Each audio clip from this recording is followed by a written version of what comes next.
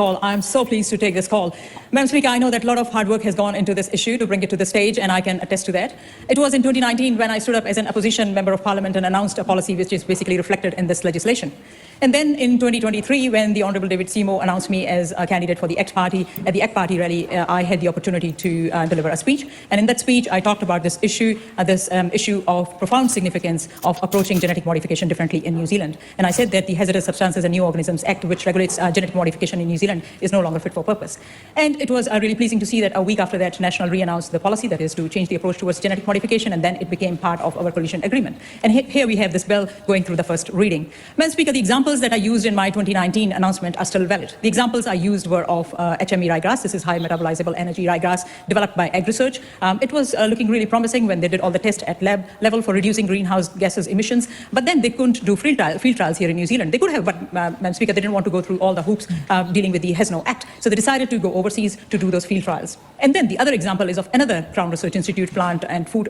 They developed a red flesh apple. This is apple, not just the skin that has red skin, but the flesh is also red. And this apple, because for any fruit, as we know that nutrition is important, but then the taste is important as well. So the scientists couldn't taste that fruit here in New Zealand. They had to take that red flesh apple overseas to taste that apple. So with these two examples, what we can see is, we can see that the timeline for bringing these products to commercial level was pushed out by, not just by months, but by years and years. So that is the kind of delay that is happening in the work that is happening in our labs at the moment. And this work is of really high value. It's expensive as well. And we know that it's highly skilled people, those who do this kind of work. When this kind of work goes overseas, we also, Madam Speaker, knowingly and unknowingly are losing a lot of skilled workers going to other countries where they can take that work to the next level. So it's really important that we change this legislation and that the legislation is fit for purpose. We want to see that the legislation is not only working for the next 20 years, as we have seen the past legislation. The HESNO Act has worked for around 20 years, and already from last 5 to 6 years, I have been advocating for change of this legislation. So we want to see that this legislation actually works for longer, because this is a technology that is advancing really, really fast. And that's why it's important that the legislation is not based on technique, but it's based on risk.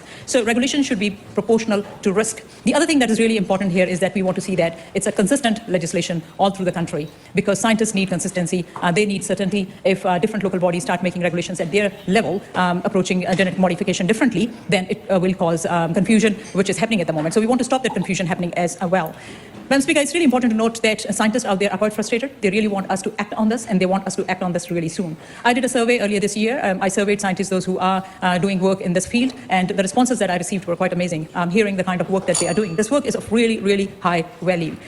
And Madam Speaker, I have said this before, and I will say this again, that we cannot continue to feel proud standing up and saying that we are GE-free, because that means we are still stuck in that trial and error method of selective breeding. And just to finish, really great to see that so many colleagues on this side will be supporting this bill, are in support of this change, this approach that we're changing towards genetic modification, because in the start, when I started talking about this, I was advised not to use these two words, genetic modification. I was asked to use a different term, and really good to see that now these two words, genetic modification, can be used the way they should be used. So I commend this bill to the House. Thank you. I just caught something there. She said, we can't call ourselves GE-free. Now, New Zealand is not strictly GE-free, right? We've got genetic engineering occurring in laboratories around New Zealand. What we are is GMO-free, right? There is like I said before, there is a bit of a difference between the two, so the language does matter. I know what apple variety she's referring to. This is the one that I'm familiar with. So this is basically when the geneticist, they got some wild apples from Kazakhstan, and then they crossed the genetics with a commercial white flesh variety. And so apple varieties in New Zealand are generally developed through selective breeding. That's true. It's a technique that's been used by humans for thousands of years. With genetic engineering technology, geneticists can isolate which genetic information they want, and this makes the breeding process faster and more efficient. So with red flesh apples, this is really cool, because the gene was MYB10, which is found in apples, strawberries, and raspberries. And what this gene does is that it regulates the production of, and again, forgive my Latin Greek, I can't pronounce shit for shit, anthocyanin, which is a red pigment that contains antioxidants. So yeah, that is a cool piece of tech. And I, as far as I'm aware, I think that apple is being grown in America right now. But yeah, it'd be cool to see some of those apples around New Zealand. Let's see what New Zealand First has got to say. This first reading of the Gene Technology Bill. This is a long overdue update to the HESNO Act. 1996 science has moved on a long way, and this has been a third rail, I think, in New Zealand politics, probably since the Corngate saga. So it is high time we had a look at this legislation. Essentially, we are looking at liberalising the laws around gene technology, establishing a regulator. It is a three-tier system, a non-notifiable pathway, which is for the lower risk technologies, a fast track, if you like, a notifiable pathway and a licensed pathway. There is no doubt that there are more tools available for our scientists and the potential for significant and speedier advancements in technology, and we've heard quite a bit of support, particularly in the medical space, already here this evening. Of course, this is a wide-ranging technology. It is a very broad category. It is a continuum from gene editing, the CRISPR stuff, where you're essentially speeding up natural processes, right through to genetic modification and splicing different genes together. And I note that it is a coalition agreement to liberalise the genetic engineering laws. It does go on to say, while ensuring strong protection for human health and the environment. I think this is going to be, I know this is going to be a very consequential select committee.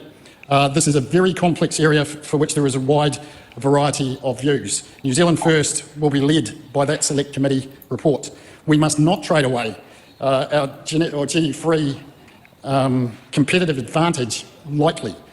We essentially have last mover advantage to think very, very carefully about how we position ourselves in the space, particularly in food. We are a major food exporter. We must take the feedback of that sector, particularly our major exporters, extremely seriously. Fonterra has historically been very cautious on this technology. I understand their attitude has softened a bit of late, but it is those major exporters particularly that we must look to give some guidance. We must understand the trade-offs we are making. This is very much a risk-reward. The organic sector also, we do have some concerns around them. We must understand what the impacts are on them and what mechanisms are going to be available for them to continue on growing their sector. Consumer sentiment is also a factor.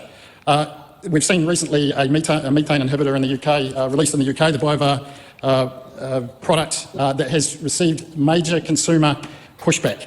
And so there is often a difference between the enthusiasm of scientists for this technology and consumers, and we must look to understand that. We have to be alert and humble enough to recognise that truism.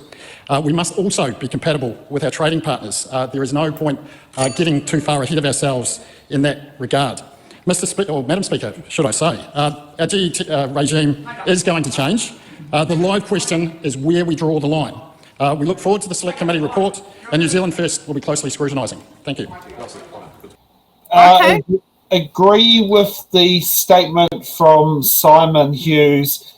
New Zealand First is trying to find a middle path. That sounds so right. In Corngate, the interview was John Campbell. The book writer was Nikki Hager. Ah, okay. Just since that's Paul Cook has brought that one up about the interview was done by John Campbell, but the book was actually Nikki Hager's book, one of his many infamous books that get usually released at about 5 o'clock at Unity Books in Wellington, so that no one can get to the High Court to put an injunction, so it appears on the 6 o'clock news. I have not read the Corngate book. Well, put it this way, both you and I were kids at the time. Ah, right. Well, 2002. I think I remember the picture on the cover, but yeah.